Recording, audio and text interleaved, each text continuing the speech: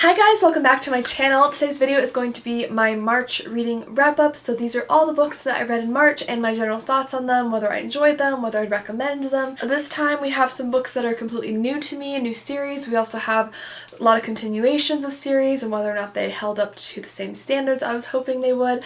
So we're going to go ahead and hop into this. If you are new to the channel, welcome. My name is Amy Marie and I do tons of book content on this channel, especially in the mystery genre. So if you love mysteries like myself, I hope you hit subscribe and let's hop into our first book.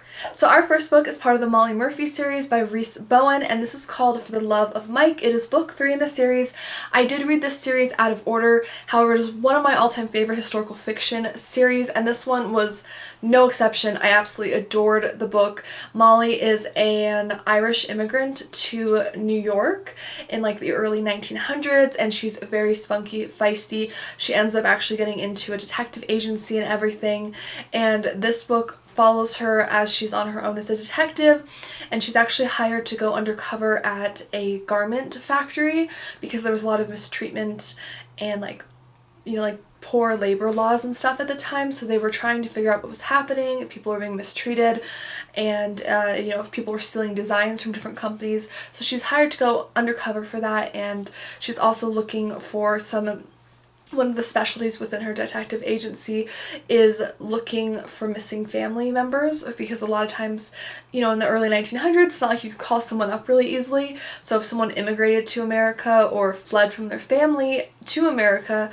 sometimes families would try to reach out to detectives or people in like New York or the States to find their loved one, basically. So this one's kind of a combination of two mysteries. It was very good, excellent writing. I love Rhys Bowen. She's one of my absolute favorite writers just across the board, and I love the detail she has to attend to like the historical matters. She really goes into and gives a very real, harrowing look at how poorly the workers were treated, how women are treated, so she gives a very fleshed out look at how it might feel to be a woman at the time that she's writing the story. So I really love her writing. I love her historical fiction. It's just absolutely top notch in my opinion.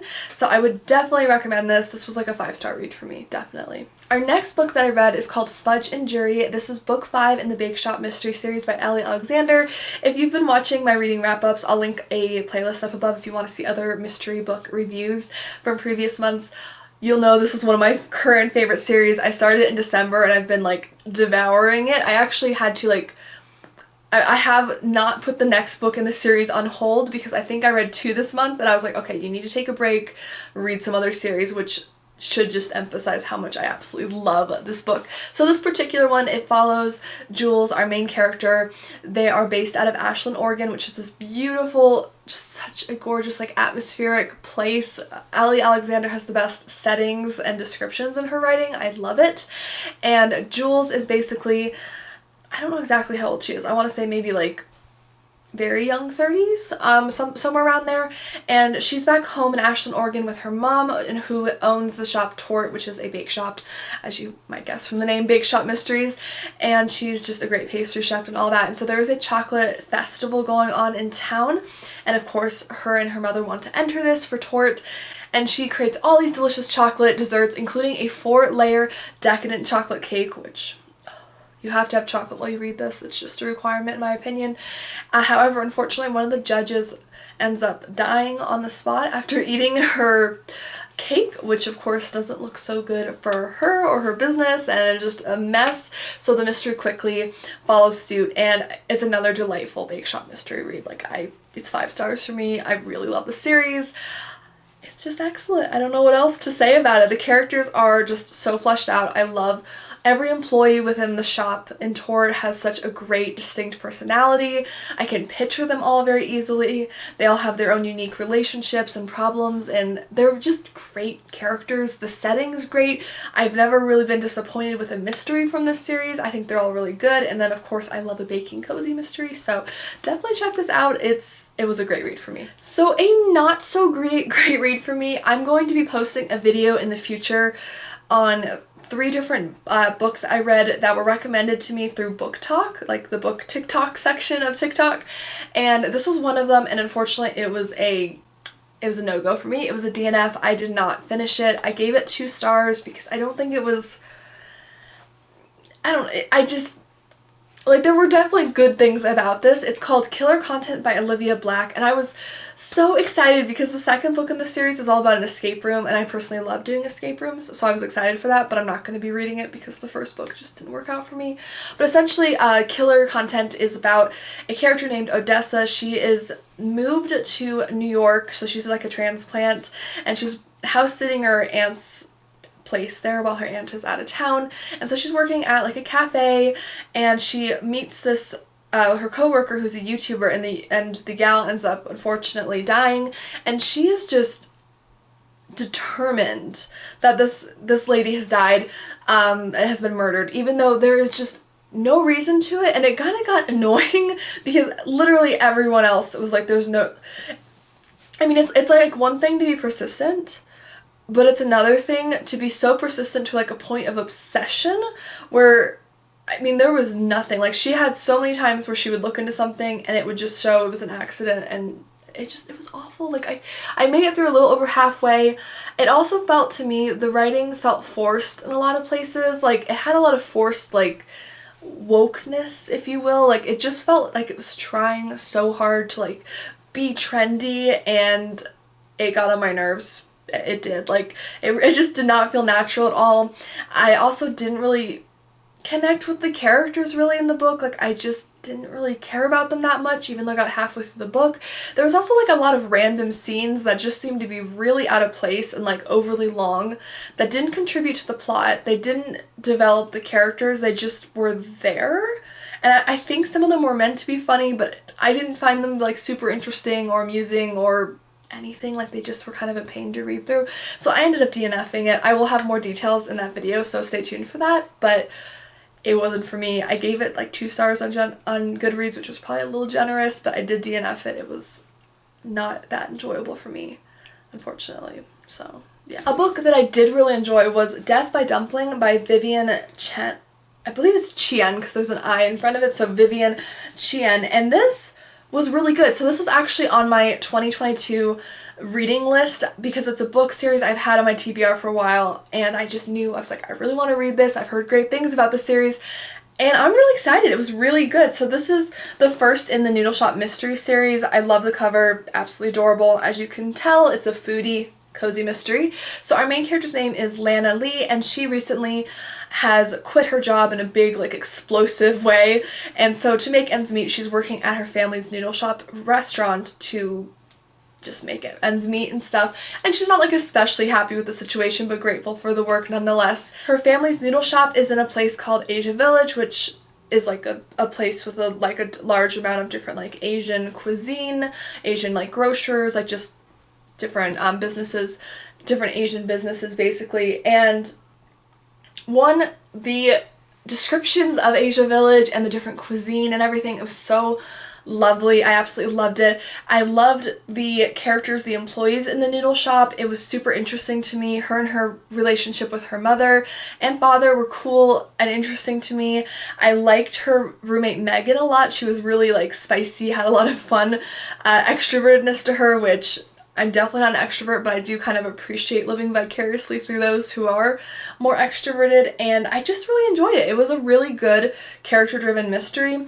I did guess who did it pretty early on, and the reveal wasn't like as satisfying as I wanted to, because sometimes, you know, you guess who did it, but the reveal is still really exciting because it's confirmed that you guessed who did it and you learn more details about how they did it and stuff. This one I was like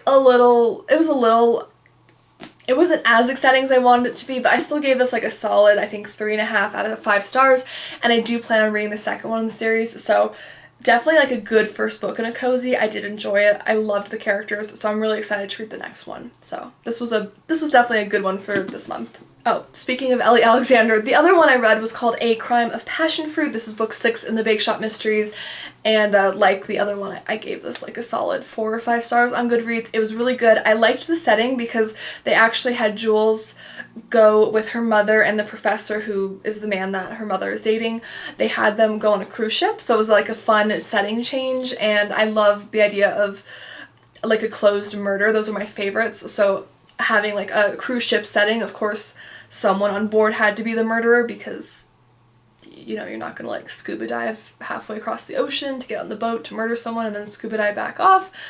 I mean, probably not. So you know it's like a closed murder. It was great. It was really just, there was a lot of great character development. I feel like with Ellie Alexander's Cozy Mystery series that each book really does develop the characters more. Some cozy mysteries, it seems like the main characters can be kind of stagnant, and that's okay. You know, if it's a very like mystery-centric book and the mystery is very exciting, like I don't mind that. But to have both a great mystery series that is very character-driven, that has great character development along the way, I love it. So I definitely recommend, if you do pick up the Bakeshop mystery series, to read them in order. I definitely think this is a series that is best read in order. Like a lot of these other ones you could jump around a little more in, but that one I would read in order. But again, that was a very like fun read for me. I devoured that in like 48 hours. I was like, yes, amazing. So I'm like banning myself. I'm not getting on my Bakeshop mystery this month. You know, I gotta read some of my other books, but I'm very excited. So it was a very good book. Again, interesting mystery, loved the setting, lots of great character development. What else can I love the Bakeshop mysteries. It's really good. Okay, so this next one is actually an Avatar: The Last Airbender book series. So it's based on the TV series, and this is called The Shadow of Kyoshi, and it's by F.C. Yee. And this is the second and final book in the Kyoshi series, which I'm so sad about because the writing is so masterful. It's so incredible. I think you'll enjoy the Kyoshi series more if you have watched the original Avatar: The Last Airbender series and you enjoy the content of that, of course.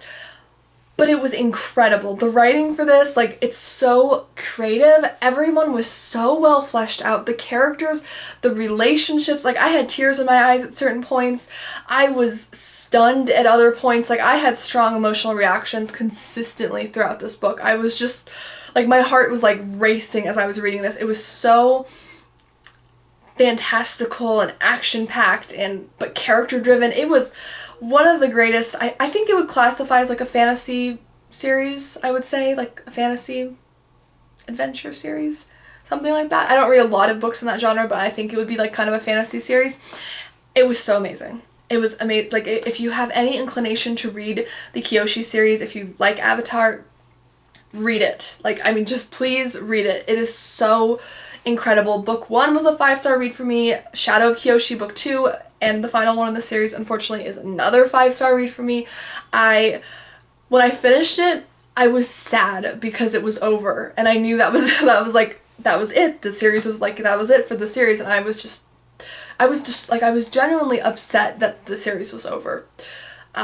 Which I usually am a little sad when I finish a book and it's the only one, it's like a solo book, or if I know I'm finishing a series, of course, like, I feel a little sad, if I enjoyed the series. But this, I was genuinely upset that it was over. I was like, but that's it? Like, I need more. That's how I felt. So if you have any inclination towards reading an Avatar: The Last Airbender series like this, please read it. Kyoshi is an amazing character.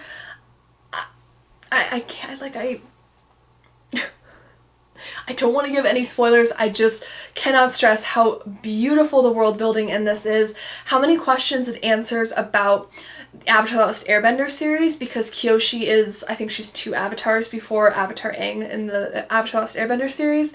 It's just so fantastically done. I love her. She is such a unique female character, in my opinion.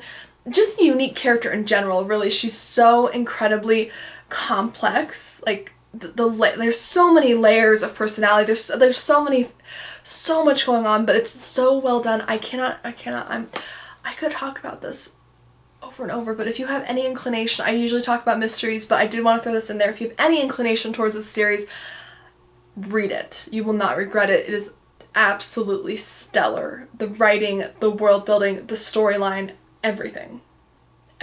So definitely read it. Recommending it fully. Alright, I have a cozy mystery I just finished last night. So this was actually the second book in a series I read for the first book in January, and I was very excited because I gave it 5 stars. And this is the Sugar and Vice book, which is a Cookie House mystery series. I do have my library's name covered up, just FYI.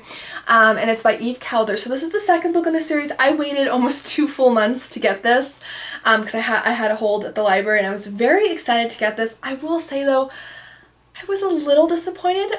Now, I'm going to qualify it. I still gave this a 3.5 stars out of 5 stars. It was still a very good read. I still enjoyed it. However, the first book was better. It was significantly better. I thought the first book was 5 stars. I thought the plot line was a lot more like interesting and easier to follow, like the timeline. This book, to me, it felt like they tried to introduce too many characters at once. Like, at least for me personally, maybe it's just me, but I had a hard time following all the different characters in this book, which, you know, that could just be me. That could be like my personal preference, but I did have a harder time following this mystery and who is who.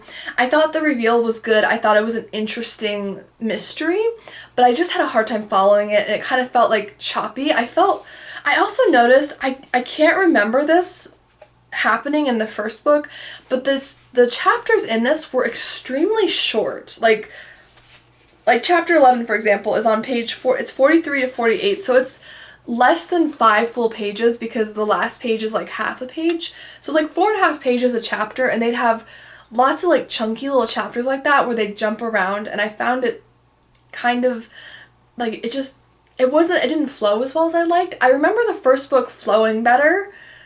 I don't own the first book. Again, that was a library checkout, so I can't reference how the chapters were set up, but I just remember, like, I don't know, I had an easier time with the first book, so I was a little disappointed because I had really high expectations for this.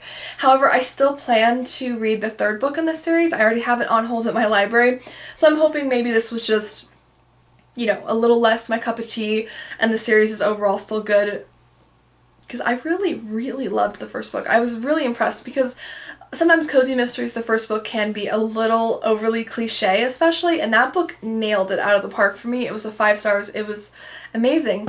I should give a quick synopsis of what the actual mystery is about, but the Cookie House mystery series, it basically follows Kate. She has moved from New York after finding out that her fiance was cheating on her, and she canceled the wedding like a month out and left for, is it Coral Cay? Yeah, Coral Cay in Florida, which is like this beautiful town on the beach in Florida, and it has like a gorgeous like tourist driven economy, lots of downtown, just beautiful place, and somewhere she's always wanted to vacation.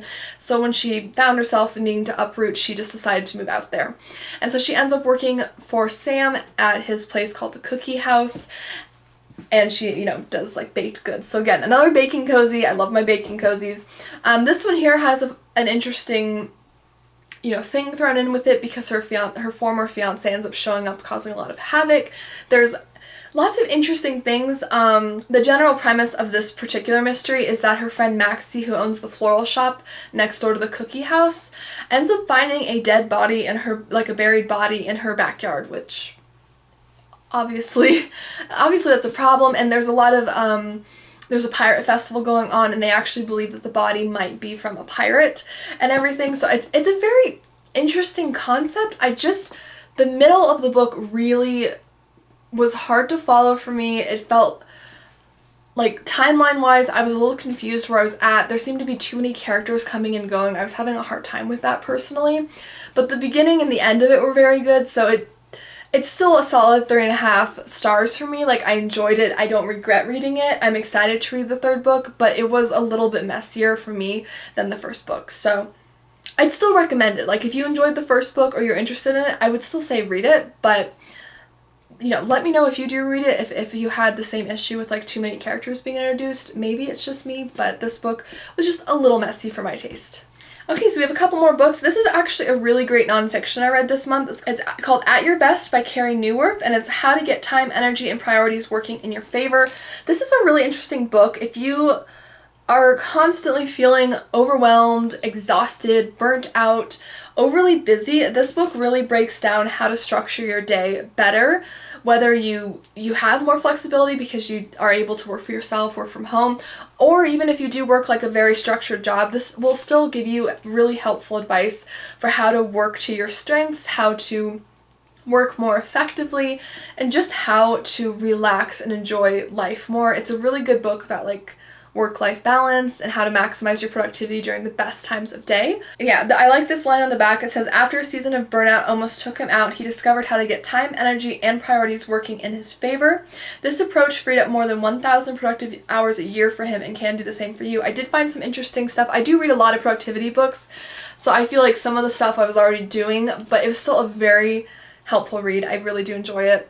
It was a good read. I gave it, I think, 4 stars on Goodreads, so I enjoyed reading it, would recommend it if that is a topic that interests you. Another cozy mystery I read this month was Murder Outside the Lines by Krista Davis, and this was part of this one I checked out from the library, but this is the second book in the series. It's a pen and ink mystery novel. The Murder Outside the Lines is the third one. This is the second one in the series, but the third book in the series was another excellent read.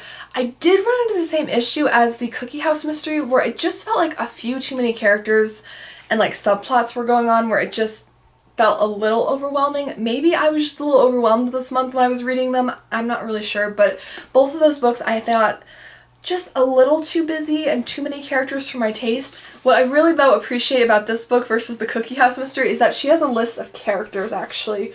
So this was extremely helpful, especially because in her books, she tends to have people, just like they would in real life, refer to different people in different ways. So some people would address a character by, you know, Mrs. Raska, whereas others would just call her by her first name, or, you know, just different things. And so sometimes it's a little hard to keep track of all those characters. So I did appreciate the fact that there was a character list in the front of the book. Overall, again, I gave it, I think, 4 stars on Goodreads. It was another really enjoyable one. I'm really enjoying this series. The main character's name is Flory Fox, and she works in a bookshop that also sells coloring books, and she's also a coloring book artist in her free time and sells some of her coloring books through the bookshop as well. One of my favorite things about the series is that every day Flory actually sits down and she kind of sketches out people she's seen or different images or things that kind of get stuck in her head. Kind of like someone would journal to kind of brain dump at the end of the day. She kind of does that with sketching, and oftentimes that kind of helps her solve parts of the mystery, which I think is a really cool element that I haven't seen in other cozies. But the main premise of the Murder Outside the Lines is actually, it was set during Halloween, so I was reading it during the wrong time of year, but it had a very good, like, spooky, ghostly atmosphere, which was enjoyable. There was a psychic involved. There was just lots of strange predictions that led to, like, someone's death. There was just all these fun things going on. I did really enjoy it. It was a good 4-star read for me. I did enjoy it. That is the last book in the series that's currently out. The next book, the 4th book in this series, I believe, is coming out in August of this year, so I have to wait. And I'm a little sad about that, but I would recommend Murder Outside the Lines. It was an excellent book. I think I gave it 4 stars on Goodreads, and it was just really enjoyable. I love the characters. The setting's beautiful, and again, I really appreciate how Krista Davis has the character list at the beginning of her books. That really, really helps me. I really appreciate when authors do that. If I ever publish a book, I need to have a character list at the beginning of the book. So that's just, let me know if that helps you out a lot, because I personally love it when there's a cast of characters or like family tree or something to help me keep track of people at the beginning of the book. It helps so much. So thank you to all the authors and publishers out there that do that. Okay, so we have 2 more books. These are both like nonfiction. One was called No Excuses by Bried and Tracy. This was another self-help book. This was excellent. It was a really good book about developing self-discipline, how to just set yourself up for success with that. I'm not going to go into too much detail with it because I know most of you are more interested in the mysteries, but if you are looking for a good book like time management, self-discipline, I feel like Bried and Tracy is an excellent source for that. And the No Excuses book was definitely a good read. It gave me like a good pep talk and kind of got me reinvigorated this month when I was having a little bit of burnout, so I really enjoyed that. And then the other one was called How to Sew a Button, and it's by Erin Bried, and it's how to sew a button and like other things your grandmother knew how to do or like would have taught you, things like that. So I thought it'd be interesting because, you know, this is my first full year now that I'm working on having like been like living like fully on my own, like married outside the house, like outside my parents' house, all of that. And I thought this could be interesting. It had all types of tips from like sewing, how to take care of certain things, food preparation, food storage, how to shop more effectively, like just it was like kind of like a magazine style almost, but in a book, with different tips, tricks, all different sections. I did skip through quite a few sections because they weren't of interest to me, like the sections on like children related things because I don't have kids, or like the section on how to have a garden because I don't have like a plot of land to garden on, and I'm also don't really have a green thumb. I'm definitely gonna say that. But I did learn some useful things about different like food hacks, different ways to like purchase different things on like good deals, or how to repair certain items around the house, or different like cleaning hacks. So I found it kind of interesting. If you are someone who likes kind of like short tips and tricks, like 1 or 2 pages per tip or trick, and like in a different sections like that, I think you'd enjoy it. It was an enjoyable, useful thing. I got some good enjoyment out of it, and it was a quick, easy read. You can really flip through to whatever you're interested in. It's not necessarily a book that I think most people would read from like start to finish. At least I didn't, but I feel like it was a good read. It was enjoyable. I think I gave it like 3 stars or so, because it wasn't like a life-changing book by any means. It's not something I would go back and reread, but I did enjoy it enough where it was like worth reading in my opinion. Anyways, that is the end of my March reading wrap up. I feel like I've been talking forever. I hope you guys will let me know down below, what books did you guys read this month, and would you recommend them? How would you rate them? What are you enjoying? Have you read any of the books that I talked about this month, and what were your thoughts on them? I'm always interested in your opinions, even if we have different opinions, because honestly different opinions are what makes life interesting, right? So I might have hated a book that you loved. Let me know what your thoughts are down below, and don't forget to hit like and subscribe before you go. I do upload new book content, especially in the mystery genre, every single week, and I'd love it if you hit subscribe and stick around for more content. And I'll see you guys in my next one. Bye!